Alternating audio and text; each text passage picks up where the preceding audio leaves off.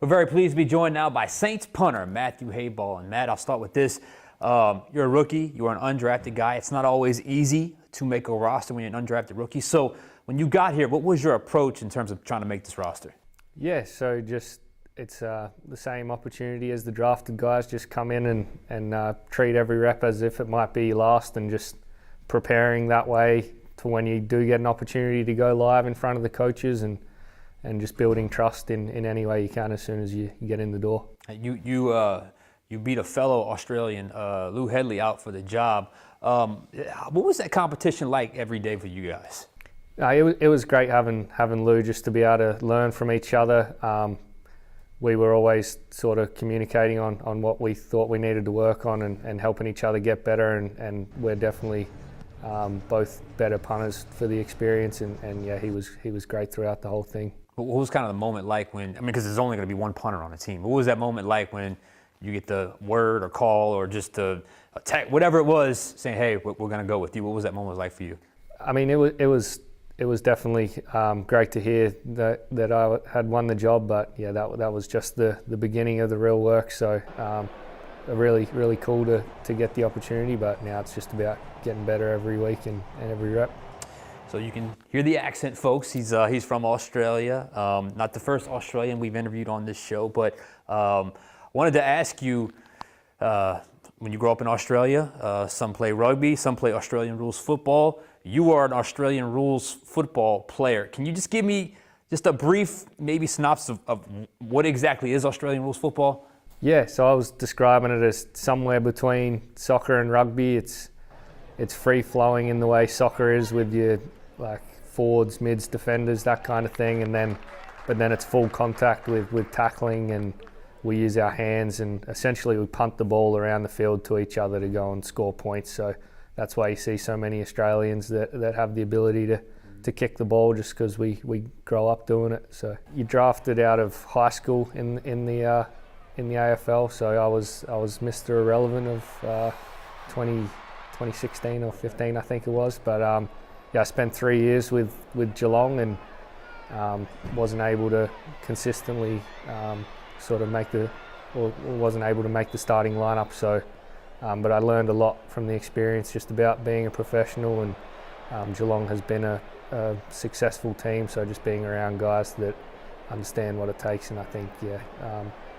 experience wouldn't have gotten this opportunity without that one for sure.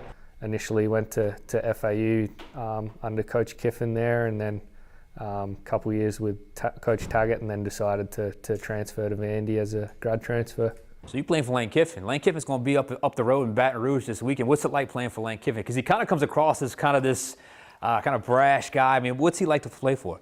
No, he was great. He's really good at what he does. Obviously, he doesn't like seeing the punter out on the field whatsoever, as a lot of the fans wouldn't either. It's one of those positions where it's better if I'm just kind of spectating. But yeah, he's wanting to score points every drive, so I didn't have all that much to do with Coach Kiffin. But yeah, he'll be down the road this weekend. I got some friends in town that are heading up to that game. I'm sure it'll be a good game. So he was actually a little disappointed every time he had to come on the field, basically, because the men's office was off the field. He's wanting to score points He's wanting to score touchdowns every drive. What was the draft process? Obviously, you go to Vanderbilt, and did you expect to get drafted? And what was the undrafted process like for you? And how did you ultimately decide on the Saints?